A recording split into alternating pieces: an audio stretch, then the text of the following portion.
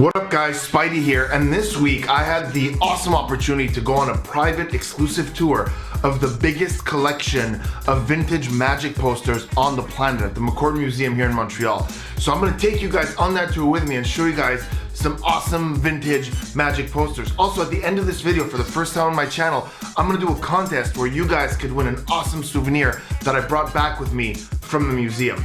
Come check out the awesome display at the McCord Museum with me right now.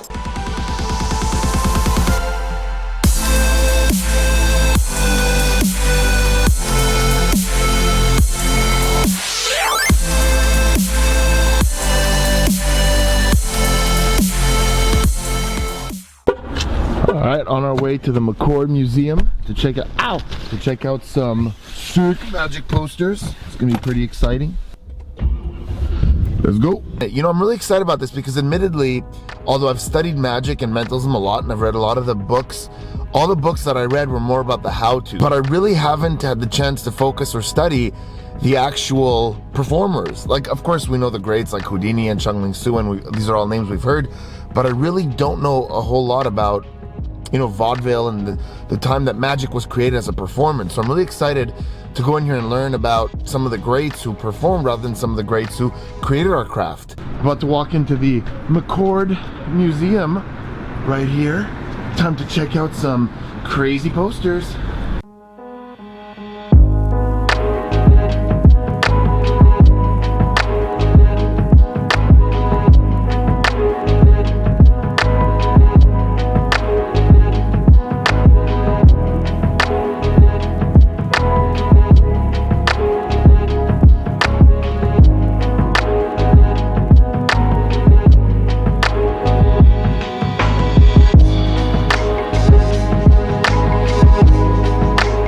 So this is one of 3 posters that is titled in the community Houdini for President because of the way he's posing. What you'll notice is the poster doesn't say magician or illusionist or escape artist because he was so famous that he didn't need to. Everybody just knew who he was. It's like if George Clooney had a poster, he wouldn't have to put actor because everyone knows who he is. Same thing. That's how big this guy was. He's a big boy. Alright, so you're probably wondering why Borat is on one of these posters. My name Borat, I do card tricks. No, I'm just kidding. This is actually Herman. Carl Herman was the first one, and he worked with his brother, and then their nephew took over the Herman name. One of the original greats. This is Keller, arguably one of the greatest magicians who ever lived, who passed down all his knowledge to Thurston. And then here we have Chung Su, who died on stage during the bullet catch. But the great thing about this guy is that he spent his life pretending to be an Asian dude when in fact he was American. Nobody had ever heard him speak English until he got shot on stage, and he said his first and last line in English on stage. And what he said was, "Oh my God, something's happened, lower the curtains." And that's the first time people realized he's actually American. So this is hilarious. This wall demonstrates the 3 methods of learning magic, how you do it. The first one is in books. This poster was taken in the early 1900s, demonstrated how magicians learn from books, and that's still true today. The third one, I'm gonna come back to this one. The third one is apprenticeship or mentorship. So here we see Keller passing on the magic to Thurston, and it says Thurston, Keller's successor, and this is the funniest one. This is basically magicians stealing from each other as the third method of learning magic. You've got this box of tricks floating and all these magicians that are kind of like climbing over each other. Here's Chung Su trying to get the box of secrets. And this is hilarious because this is more than 100 years ago and it's still true today.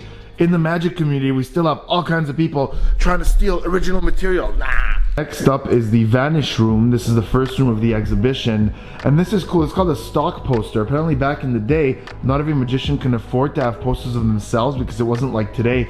Print wasn't that easy. So when a magician on a budget would show up at a theater, they would have a stock poster of just a standard magician doing standard tricks, and at the top they would put just the information for the show, which is hilarious.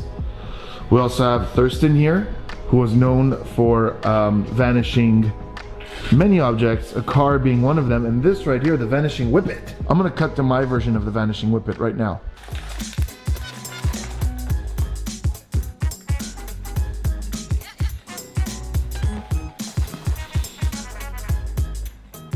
All right, welcome back. And here we have Keller making a pact with the devil as they share a glass of wine. And Frederick the Great being handed the key to magic by the devil himself. And I think the greatest thing about this poster is the spider web in the back. It's almost as if Frederick knew that one day an awesome epic magician would arise with the name of Spidey. It's crazy. Keller always had such sick art. Like, look at that. There's a woman levitating and there's like these little imps bowing down with the smoke rising as if that is what's making her levitate. Crazy, crazy stuff. So this is funny. Here's a stock poster for escape artists. Once again, this is not a specific escape artist, but the funny thing is, if you look at the box, it's very much inspired on the classic Houdini pose. Houdini had many posters where he was chained up like this, hunched over, and I guess they were just using that to suggest that they're hosting a show that's similar to Houdini, although it probably wasn't as good because, I mean, look at this guy's hair. How could he possibly be as good as Houdini? And so this is the escape room where we have a pair of Houdini's handcuffs. This was patented in 1882. Sick stuff. And you have, see, there it is. That's the pose that I was talking about. Very classic escape artist pose, but that's not even, who the hell is Steens? This guy's obviously a Houdini ripoff. A bunch of vintage Houdini posters. The most famous escape artist and illusionist who ever lived. And now a quick break to tell you guys a little bit about the most famous escape artist who ever lived, Mr. Harry Houdini. That's him right there. I'm gonna set him down to tell you a little bit about his handcuffs. He typically had 3 sets of handcuffs. One was for the wrists, one was for the ankles, and the third set was to lock those 2 other sets to each other. But that didn't matter to Houdini because in a matter of seconds, he can break out of those handcuffs. Not just the ones over here, but the ones on the table as well have been unlocked. And not just those 2, but all 3 sets of handcuffs have been completely unlocked. But that wasn't the best thing about Houdini. The best thing about Houdini is after he broke out of those handcuffs, he often vanished without a trace. Completely gone. Oh my God, where's Houdini? Ah! And now back to the exposition. So here it is. I know all, I see all. This is the mentalism room. Heck yeah, this is where I thrive. This is my domain. Alexander, the man who knows.